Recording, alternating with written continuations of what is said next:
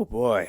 Okay. All right. Grab yourself a cup of coffee, put your headphones on, sit down, because today I have another comprehensive guide to doing some really cool stuff. First off, I'm not going to be talking about the initial bass that we're going to be using, which sounds like this.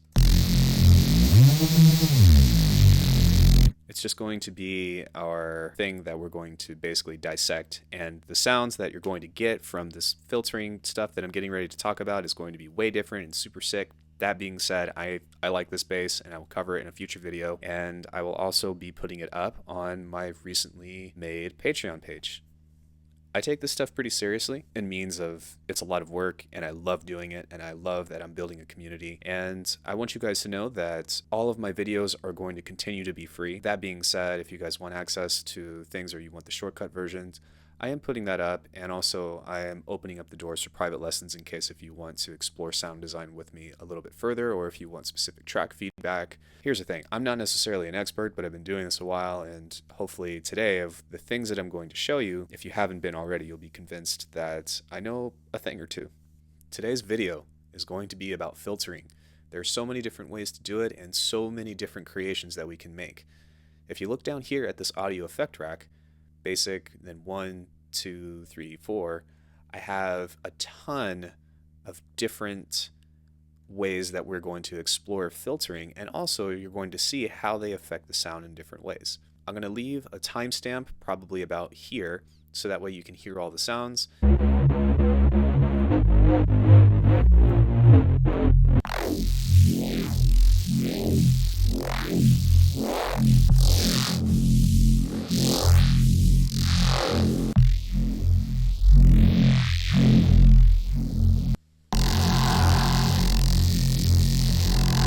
And then let's get right into it. Like I said, man, I have so much to cover, so pause the video, grab a snack. I don't know, feel free to follow along. Yeah, there's a lot. All right, you ready? Here we go. Okay. So filtering is neat because it's basically a way to shape sound that is normally regarded as a subtractive way of sound design. So what that means is we start with the source sound, which of course to hear again is this respace that I've made. And filtering is basically taking out, or quote unquote filtering frequencies that usually cut away parts of the sound. So if I play this and I turn this down, obviously with a low pass filter you can tell that it's cutting the high end first and then slowly moving its way down to where only this little portion is passing. Now I don't know about you guys, but in learning how to do all this, I can't tell you how many times I've posted on forums or questions, and I'm sure that all of you experts are so tired of getting asked the same question of, how do I make neurobass? And a lot of responses that you get are EQ, filter, effects, distortion, combination, etc. If you've seen my comprehensive guide to neurobass, then you probably already know exactly what I'm talking about. But the problem is that you don't really understand the context of what that means. Because, okay, I've made a really cool fat sausage, but this filtering sucks. On its own, anyways. Hold on. I mean, I guess, but that doesn't give us any complex tones that we're specifically looking for. For this particular one, this is a basic understanding about what filtering does. On this instance that I'm going to show you, I have a total of 5. I'm going to show you how you can basically take some basic filtering and turn it into something pretty neat. If you don't know anything about filtering, just to cover quickly, you have your low pass, which basically means you're allowing the lower frequencies to pass through. You have your high pass, which is the opposite, the higher frequencies pass up. You have your band pass, which is basically a combination of a high and a low, and everything under this margin here, this frequency can pass, which is how you get a lot of squelchy stuff. And put this in your pocket for a second because I want to talk about band passing further down the line. We have notching. And then we'll have our morph filter, which I will also be discussing, which basically morphs between all of these available. The auto filter isn't the only filter that can do that. If we go onto Serum and we look up here, then you also have access to a morph function here. Now, just so we're all clear, the reason why I'm not demonstrating morph functionality on, let me make sure that this is basic. Okay, the reason why I'm not demonstrating this is because in order for this patch to sound the way it is, the direct output has to sound, or has to be out. So let's take a listen to that. And then if I turn this off, you don't get the same effect. So cutting all of this, if I were to leave this on direct output, the morphing functionality, as you can see if this is turned on, won't quite give me a good demonstration of what I'm looking for. But again, that's for another video, just to cover quickly. So that's basically filtering in a nutshell. There are different parameters that we can use that are pretty neat. We have an LFO that automates the frequency of this. If I want to automate something else, then I need to go into the LFO, drag this here, go to map, and then click on a parameter that I want to automate, which we're going to do plenty of later down the line. But that being said, we can also mess with the resonance. If I go over here into this portion and I click on this tab, I can pull up any parameter that can be automated, and I can also draw in. Now, one of the first questions that I want to answer is, why would I do manual automation versus LFO automation or modulation or something? And the answer to that is it's personal preference. Everything is time-based, and generally the reason why I work on LFOs is because they have a precise time, so it's easier for me to fit in the context of a song. But that's not to say that if you have something else in terms of you want to create a complex overall movement and do your own custom automation, there's nothing working against you for that. So keep that in mind. That being said, there are some other things that we can do as well. We can have an envelope. We can have this quantized into different ways. And if you don't really know what that means, then we can always use our helpful box. With quantized beat enabled, the filter's frequency modulation is updated rhythmically as determined by the chosen beat quantization value. I can't see, my eyes are failing me. Holy cow, I'm going blind. All right, so anyways, you understand what this characteristic is. That's a basic way to filter. And it could be effective depending on what kind of music you want to make. But for complex, specifically bass design, then something I want to show you first is using a low pass with a high resonance into creating some really cool tones. So let me turn all this off and we'll go into our first instance of A and B. So first off, we have a regular sound. And then turning this into cutting all the high frequencies out, but leaving a high resonance on around 100 hertz is going to give us this tone. The first thing that I reached for whenever I tried to accentuate this was an OTT, but you'll notice that it doesn't really accent it that much. So what I did was I went in and added a limiter, and I turned the attack up and the release down so that the limiter is going to activate later down the line as far as like an ADSR, and then I can continue to pump volume into it. So let's have a listen to how that sounds without this OTT. So I still have that characteristic. Then I added in a Fab Filter Multiband, which sounds like this. So now it's accentuating some of that mid-range tone. Then the OTT will help bring that out. We added some chorus for smoothness. And here we go with another limiter for volume. I don't know, it's just a cool sound that you can get from using this as a filter. You might notice that there sounds like an LFO is going on. That is because of the detune function from this. So if I play this at a higher rate,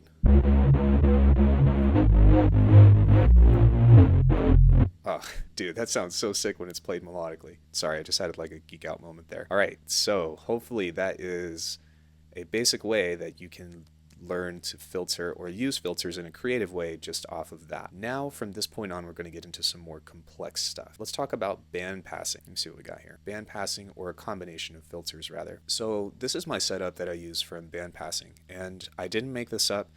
The idea was brought on to me by none other than Mr. Andre Butterworth. If you don't know who that is Master Copycat. I try not to advertise his information much, but because he's already thrown it out on the internet, I feel okay with sharing it as long as he gets credit for it. That being said, what I'm going to do is, when it comes to filtering, right, we're taking away sounds, so it's important for you to use distortion to add frequencies back into it. And in this case, I've basically added frequencies beforehand I started cutting, and then you'll see that I started after. So this is what this patch sounds like. Let me turn this off.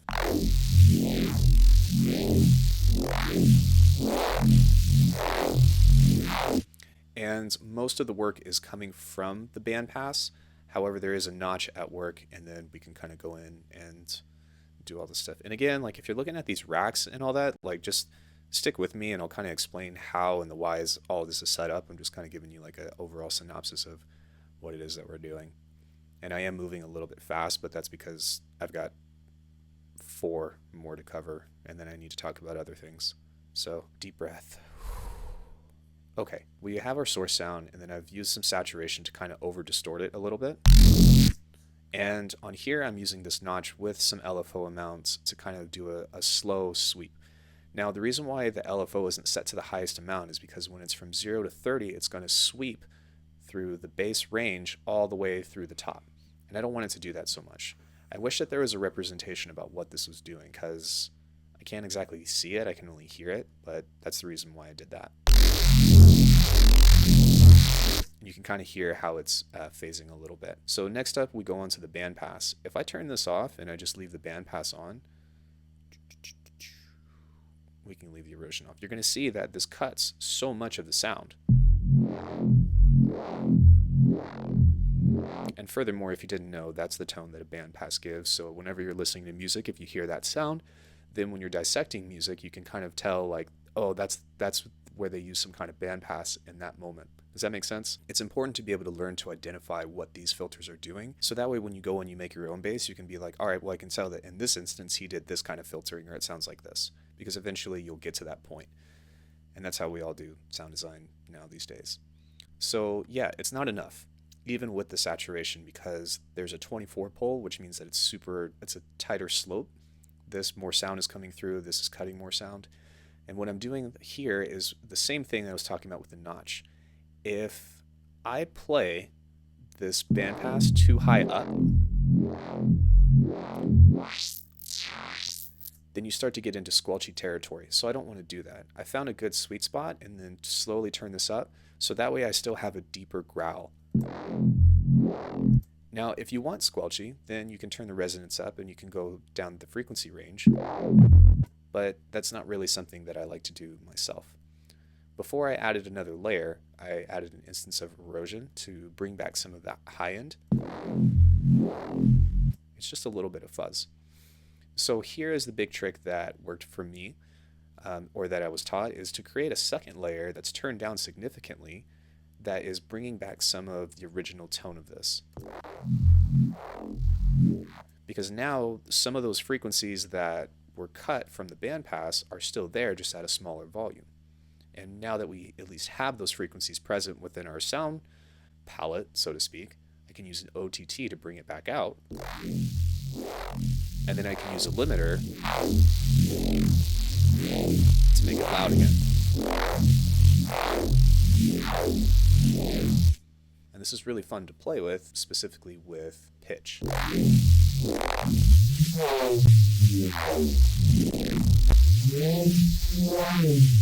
Because you have the phase oscillation happening, and it's also on a set LFO, so you get some really neat twisting off of that function there. And that is how you use some basic filtering in terms of just regular LFOs, so to speak. So let me turn this off to save my CPU, and we can move on to the next one. Okay, so next up we have number 2, which sounds like this.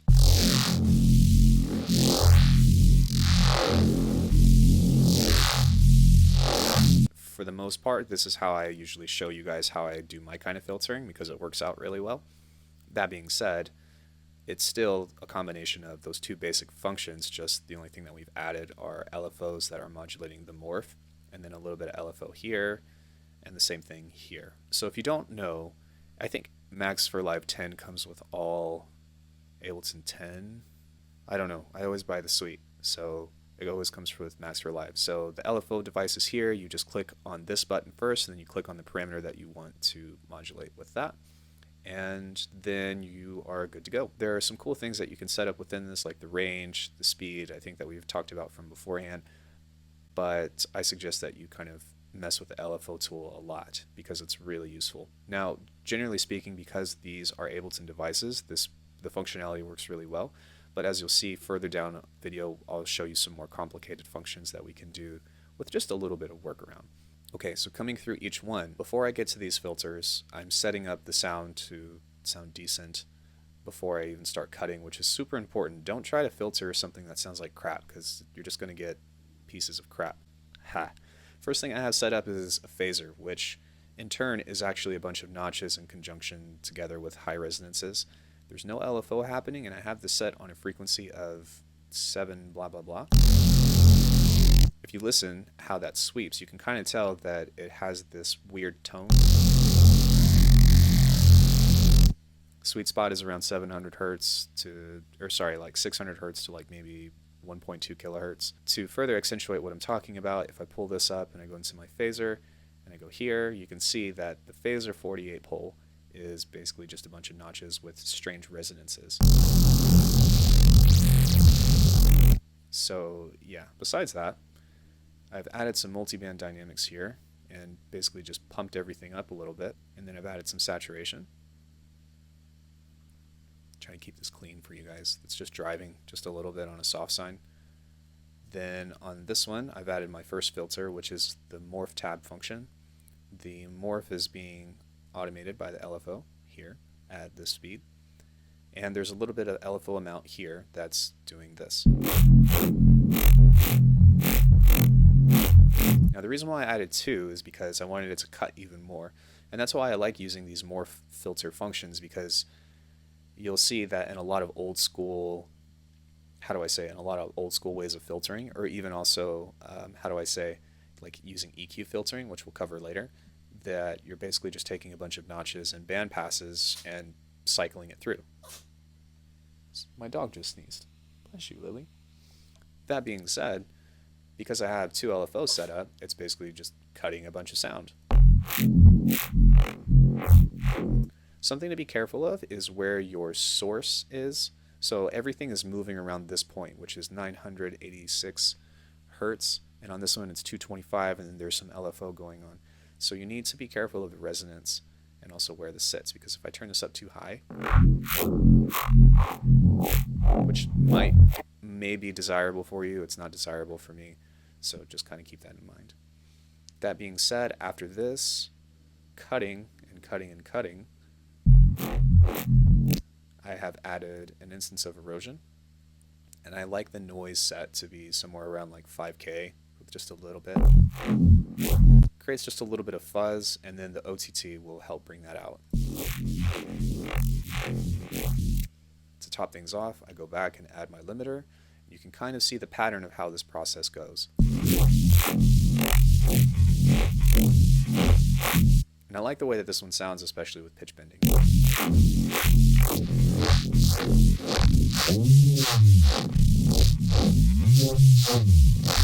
Something to keep in mind too is that you can bounce all this out to audio and then do the same thing in a sampler, which I've covered in our comprehensive guide to Neurobass. And we also need to keep in mind that we can also play notes with this because we're still working in MIDI. That being said, you can tell how CPU intensive this will get if you don't have a computer. That's fantastic. This method here, number 2, is generally what I do in most of my sound design videos. So if, again, in the comprehensive guide to Neurobass, this is what I've done. But this isn't the only way that we can filter. Let's move on to instance number 3, which sounds like this.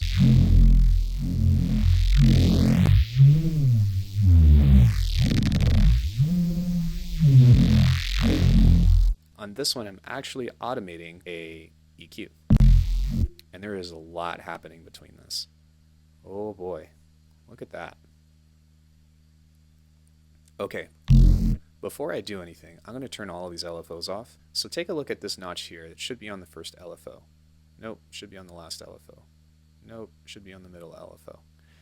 So what's going on right here is instead of automating a notch filter, so to speak, as long as frequency goes, I have this set on F4. That was kind of an accidental thing, but let's have a listen to that. And also let me turn off the OTT in Pro L. You can already hear that there are some vocal resonances happening in this area. This is also something that Mr. Andre showed me how to do. And it's pretty sick because it's a different way to think about doing filtering. I think in the last video that I did, I was geeking out over watching the same thing happen in Falcon, and this is just another way that we can achieve this. The way that I got this to work, if you didn't know, is on a parameter that's that you can do automation on, you have to click on it, and then you go down here, and then this will come up and pop up here. So when you pull your LFO up, You do the same thing and click, but you click on the band resonance frequency, if that makes sense. Sorry, so my dog just opened up my door and I got super sketched. Anyways, that's what that sounds like. So the second thing that I did was I added some peaks. And this is kind of cool because this will accentuate that. And then also on here, on the sweep, this is also another kind of like resonance area that I like.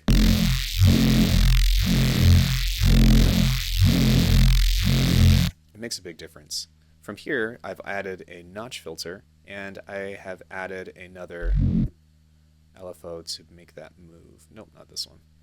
So many LFOs. On this one, turn it on, trying to catch it. There we go.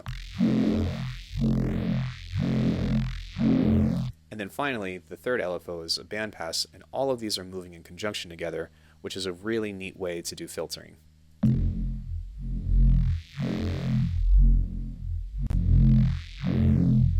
Now again, because I've cut so much of the sound out, I've reintroduced a little bit of the original signal.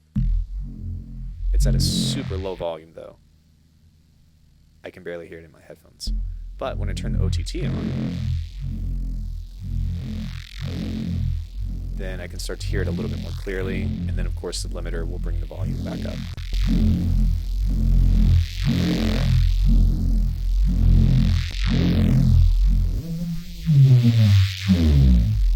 Super duper awesome. That being said, there's a lot of different things that you can play with here. You can make these move. You can automate the resonance of this, adding more LFOs. You can start to see the pattern about how I generally filter, but these are creative strategies that you can use to create cool movement patterns within your bass sounds that you're making. As long as you have a good sausage to work with, then how you cut it up is kind of your choice, but it's kind of difficult to replicate something that you might hear because a lot of times this stuff happens out of random. If I can help you with anything, it's basically how to create more randomness to hopefully something that is usable. All right, so that's our third skill. Let's go on to our fourth, that's our fourth. Let's go on to our final one, which is a collection of actual Ableton movements. Which is a collection of Ableton EQs that have some neat settings. So I don't know if this comes with the regular production thing or with the sweep. You can do this manually, but EQ8 has some really neat things working on it. Let's listen to how this sounds really quick before I go any further.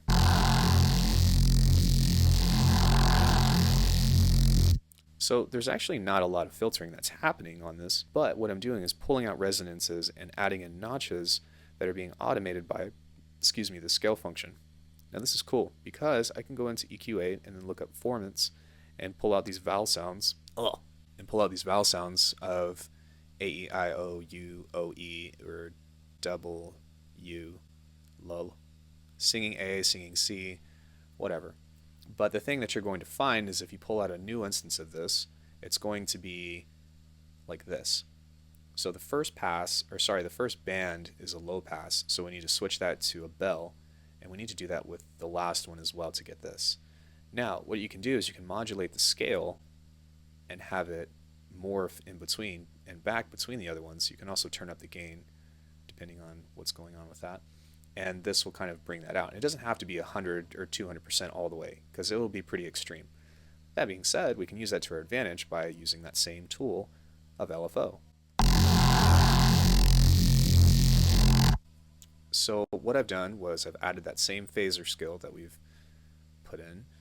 Then I've added an O, an LFO, and an I. And I've also added a notch that's sweeping in, that's being automated by these LFOs here. You can tell that I like LFOs a lot.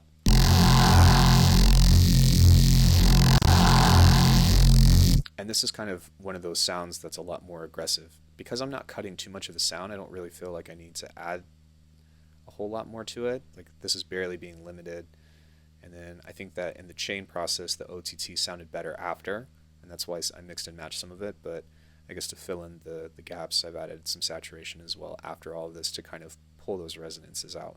You'll see these very commonly at the end of a chain, if that makes sense. So yeah, that's how this one works.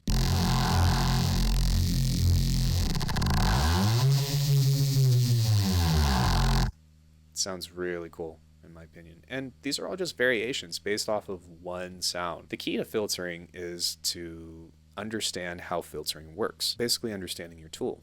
It's important to know that if you cut sounds out, then in order to balance the sound out, you have to add in frequencies. And that's our formula. That's our ingredients that we use. And finding the right balance and finding out what is too much or too little, or I guess that's going to be your discovery process. And then also the chain of effects, the order of which you put in.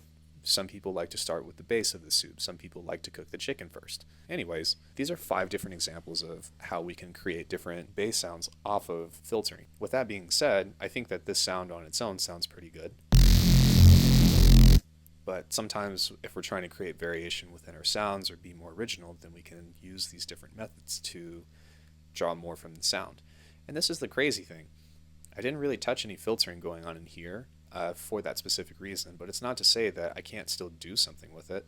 You can also do regular things with LFOs, like create wubs on that LFO program if you didn't catch that already. If I go back and I play this original one, let me turn that off, and I just go in and do this to the original auto filter. Let me turn the resonance down on this.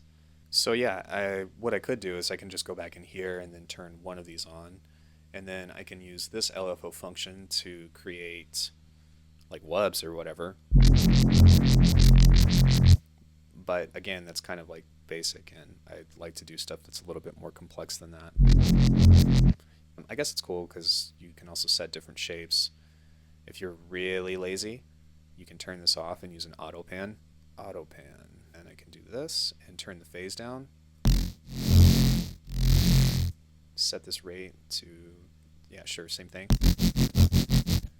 And turn this down. Invert it.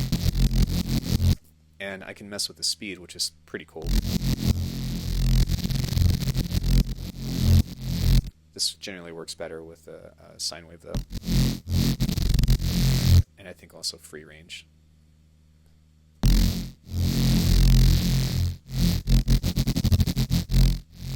So that's how you can get that tone if you, or that particular sound if you like.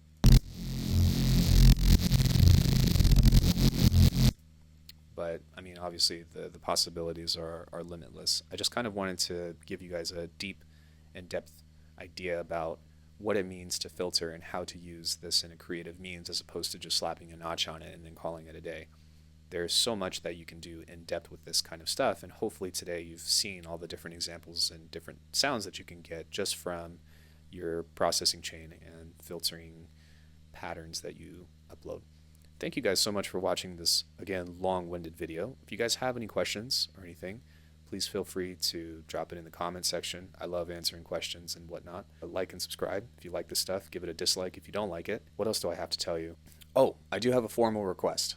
So if you can, I'd like you to leave a comment in the comment section regarding something that is like your favorite moment from video games or from a movie or from a cartoon or something that really stood out to you that you reference a lot for this project that I'm coming out with in the future. It's a good means of inspiration. And plus, I'd like to see where your guys' interests are, because I imagine if you like this kind of music, then you're probably a lot like me. I like Metal Gear, Castlevania, Sonic. Gotta go fast. Anyways, I hope that you guys found this video informative. So much information, and I should start doing a script or something. But yeah, thanks guys, really appreciate it, and happy producing.